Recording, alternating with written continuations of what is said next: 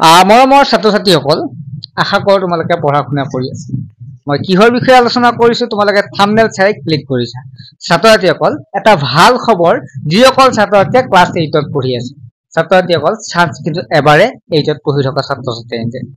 So তোমালোকৰ দৰে মেধাৱী ছাত্ৰ-ছাত্ৰীয়ে মাত্ৰ পৰীক্ষা দিয়েই বছৰত লাভ কৰিব পাৰিব 12,000 টকাকে 4 বছৰ। ছাত্ৰ-ছাত্ৰীসকল, ইমান কষ্ট কৰি বছৰত 12,000 টকা ইনকাম কৰিব পাৰি, কিন্তু তোমালোকে অলপমান ব্ৰেইনৰ অৰ্থাৎ তোমালোকে অলপ পঢ়ি কষ্ট কৰি তোমালোকে লাভ কৰিব পাৰিবা বছৰত 12,000 টকাকে 4 বছৰ 48,000 টকা। নৱেম্বৰৰ 15 তাৰিখৰ পৰা পৰীক্ষা হ'ব, যিহেতু অনলাইন চলি আছে। এতিয়া পঢ়াহে কথা, তোমালোকে যিমানখিনি পঢ়িব পাৰা তোমালোকৰ স্কলাৰশ্বিপ তোমালোকৰ হাতত। যেহেতু পোষ্ট আছে 2,400 মানে স্কলাৰশ্বিপ চিট আছে আৰু 2,411টা চিট আছে। আৰু ইয়াৰ উপৰি তোমালোকৰ সুবিধা হয় কিয় জানানে? ক্লাছ 8ত পঢ়া ছাত্ৰ-ছাত্ৰীহে পৰীক্ষাটো দিব পাৰে। লগতে আছে ইয়াত প্ৰাইভেট বিদ্যালয়ৰ ছাত্ৰ-ছাত্ৰী দিব পাৰিব নে নোৱাৰে? পাৰিব, কিন্তু স্কলাৰশ্বিপটো নাপায়। গতিকে সেইকাৰণে সুবিধা, যিসকল চৰকাৰী ছাত্ৰ-ছাত্ৰী চৰকাৰী বিদ্যালয়ত পঢ়ি আছা তোমালোকৰ সুবিধা, কাৰণ পৰীক্ষাটোত তোমালোকে পাছ কৰিলে লাভ কৰিবা কিমান? 12,000 টকাকৈ 4 বছৰ। তোমালোকৰ ইচ্ছামতে কিবা এটা ল'ব পাৰিবা, তোমালোকৰ মা-দেউতা উপকৃত হ'ব। গতিকে তোমালোকে এনেকৈ ভাবা যে মা-দেউতাই বহুত কষ্ট কৰে 12,000 টকা এটাৰ কাৰণে, অৰ্থাৎ 4 বছৰ 48,000 টকাৰ কাৰণে, হয় নে নহয়? বহুত কষ্ট হয়। মাত্ৰ দিন অলপ মানে 3 মাহত কষ্ট কৰি কিমান পইচা ইনকাম কৰে, কিন্তু তোমালোকে এই 3 মাহত কষ্ট কৰি 48,000 টকা লাভ কৰিব পাৰিবা। গতিকে মই তোমালোকক কৈছো, যিমান পাৰা তোমালোকে ভালদৰে পঢ়া। নৱেম্বৰৰ তোমালোকৰ 15 তাৰিখে পৰীক্ষা হ'ব। এইকেইদিনে তোমালোকৰ হাতত আছে। বহুতে কি কৰে জানেনে? পুৰা ৰখি থাকে পৰীক্ষা আগলৈকে, পৰীক্ষা এসপ্তাহ আগত পঢ়ে বা এমাহ আগত পঢ়ে। কিন্তু যিসকল বুদ্ধিমত্তাৰ ষ্টুডেণ্ট হয়, যিসকলৰ পাছ কৰিব ইচ্ছা আছে, যিসকলৰ পইচাৰটোৰ কাৰণে ইচ্ছা আছে, সঁচা আমাক পইচা লাগিবই পঢ়িবৰ কাৰণে, সেইকাৰণে দিছে। মেধাৱী ছাত্ৰ-ছাত্ৰীক কিয় দিছে? যাতে পঢ়িবৰ কাৰণে সুবিধা হয়। গতিকে তোমালোকে এইখিনি পঢ়ি এতিয়াৰ পৰা পঢ়া। কেনেকৈ পঢ়িবা তোমালোক মই আটাইখিনি জনাই দিম। তাৰ আগতে কৈছো ছাত্ৰ-ছাত্ৰীসকল, 4-5 বছৰৰ পৰা আমাৰ তাত পঢ়ি বহু ছাত্ৰ-ছাত্ৰীয়ে পাছ কৰি আছে, দুখীয়া মেধাৱী ছাত্ৰ-ছাত্ৰীসকল।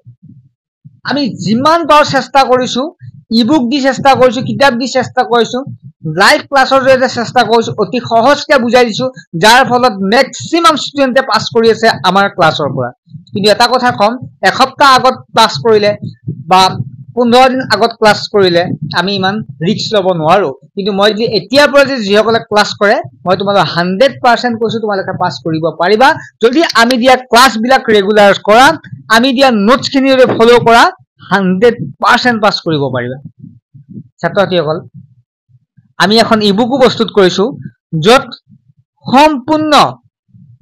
সম্পূৰ্ণ চিলেবাছৰ ওপৰত ভিত্তি কৰি ইবুকখন প্ৰস্তুত কৰা হৈছে, য'ত তোমালোকক 4-5 বছৰ কুৱেশ্যন পেপাৰ লগত সমাধান দিয়া হৈছে, আৰু লগতে লাইভ ক্লাছটো থাকিলেই, য'ত আটাইখিনি তোমালোকে পঢ়োৱা হ'ব। আৰু ইমানখিনি পঢ়োৱাৰ পিছত তোমালোকে পাছ নকৰিবা, কিবা ডাউট আছে নেকি?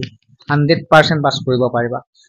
কেনেকৈ জইন হ'বা? তোমালোকে নাম্বাৰটো লিখি লোৱা, নাম্বাৰটো স্ক্ৰীনতো আহি আছে।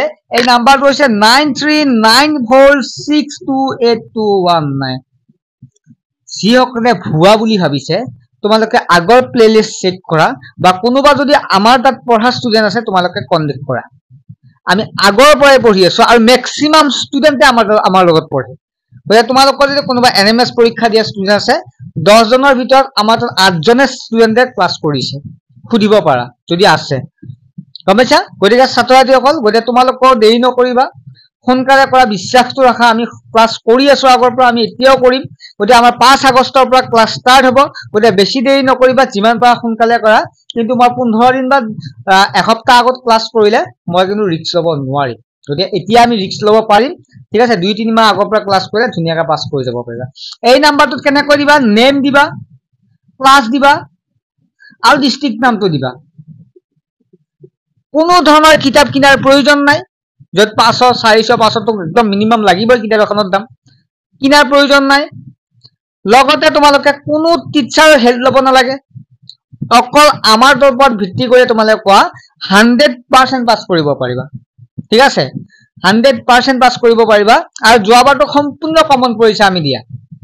গতিকে ছাত্ৰ-ছাত্ৰীসকল দেৰি নকৰিবা, যিটো নাম্বাৰ আছে নাম্বাৰটো SMS কৰি, SMS দি সোনকালে পঢ়া, অনলাইন দৰকাৰ হ'লে তোমালোকে এসপ্তাহ পিছতো কৰা, কিন্তু পঢ়াটো কিন্তু আগত কৰা।